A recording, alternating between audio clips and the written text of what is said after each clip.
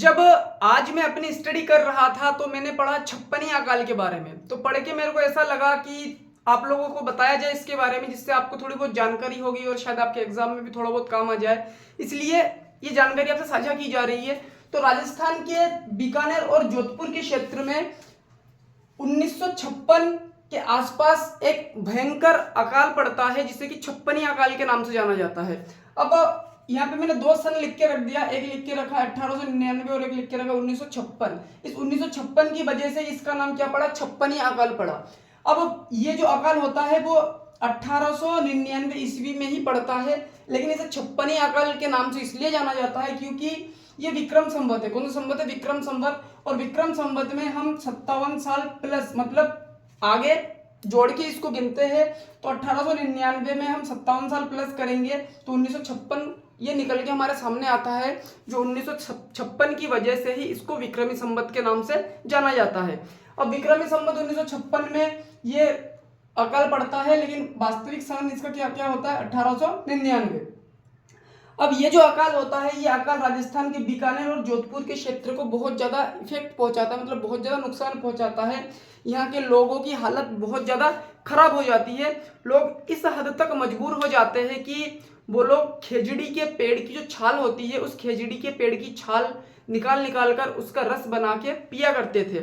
और उस समय एक लाइन बहुत ज़्यादा फेमस हो रहा था, लोग उसी लाइन को रिपीट किया करते थे। और अगर उस समय के कोई भी बड़े बुजुर्ग अभी भी जिंदा है तो उनसे भी ये लाइन हमको सुनने को मिल जाता है कि मिनक मरे थे आधे और पशु मरे थे सारे। मनक और मिनक से आशय यहाँ पे है कि इंसान को मिनक बोला जाता है या मनक बोला जाता है कि आधे से ज्यादा लोग मर चुके थे और पशु भी सारे के सारे मर चुके थे। अब ये सारी की सारी घटना देख के बीकानेर का जो राजा था वो राजा था गंगा सिंह। अब बीकानेर का राजा, और बीकानेर एक ऐसा जिला था, एक ऐसा क्षेत्र था जहाँ पे एक भी नदी नहीं बहती थी और लोगों के पास ऐसा कोई संसाधन, ऐसा कोई साधन भी नहीं था कि वो खेती कर पाए। और टाइम किसका था? अकाल का था। और अकाल में बारिश बिल्कुल भी नहीं हुई और कोई नदी भी ऐसी नहीं है जिससे कि वो क्या कर पाए, खेती कर पाए। तो राजा बहुत ज्यादा चिंतित होता है और सोचने लगता है कि अगर यही कंडीशन रहा तो वो दिन ज्यादा दूर नहीं कि लोग इस क्षेत्र को छोड़ के कहीं और जाना शुरू कर देंगे।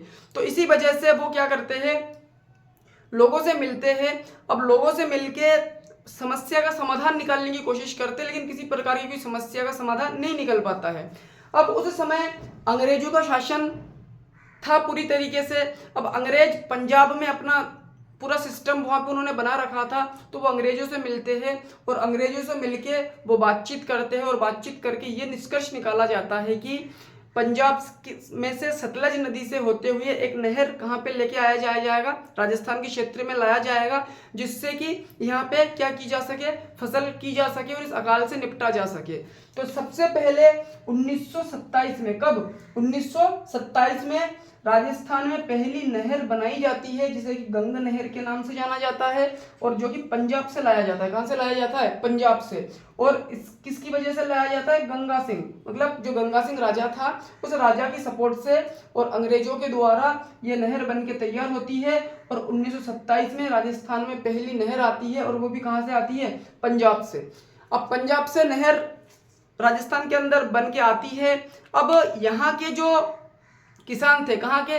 बीकानेर जोधपुर के क्षेत्र के जो किसान थे, उनको इस नहर प्रणाली से खेती करनी नहीं आती थी। अब खेती करनी इसलिए नहीं आती थी क्योंकि ये जो बीकानेर क्षेत्र के और जोधपुर क्षेत्र के किसान थे, ये जब बारिश होता था तो ये लोग अपने खेतों में हगाई किया करते थे, बीज वगैरह वहां पे डाल दिया। अब डालने के बाद वो खेत को वैसे ही रख देते थे बादल मतलब बारिश के भरोसे कि बारिश जब भी होगा ऑटोमेटिक बरस जाएगा और बरसने के बाद इसमें सिंचाई ऑटोमेटिक हो जाएगी। लेकिन नहर के द्वारा सिंचाई करने में थोड़ा अलग सिस्टम से सिंचाई होती है। इसमें खेत में प्रॉपरली जाना पड़ता है, उसमें केरी बना बना के पानी लाया जाता है नहरों से, फिर खेतों में पानी लगाया जाता है। तो वो टेक्नोलॉजी और वो जानकारी वहाँ के किसानों को नहीं थी, तो खेती करने का भी कोई रास्ता नहीं था क्योंकि नहर की सिंचाई प्रणाली से वो खेती नहीं कर पा रहे थे। अब क्या होता है कि जो गंगा सिंह है वो गंगा सिंह वापस पंजाब जाते हैं और पंजाब जाके वहाँ के किसानों से बात करते हैं कि आप आओ राजस्थान, और राजस्थान आके यहाँ पे खेती करो और यहाँ पे अनाज पैदा करो, जिससे कि हम इस सिचुएशन से निपट सके। अब ये बात सुन के वहाँ के किसान ये बोलने लगते हैं कि इसमें हमारा क्या बेनिफिट है, और हम हमारे क्षेत्र को छोड़ के आपके क्षेत्र में क्यों आए खेती करने।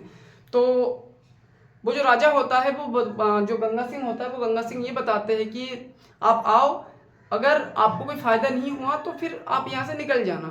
फिर राजा उनसे पूछता है कि आपको यहाँ पे जो खेती आप कर रहे हो, ये खेती करने के लिए आपको कितना रुपए इसका भरना पड़ता है, मतलब किस हिसाब से आप यहाँ से खेती कर रहे हो।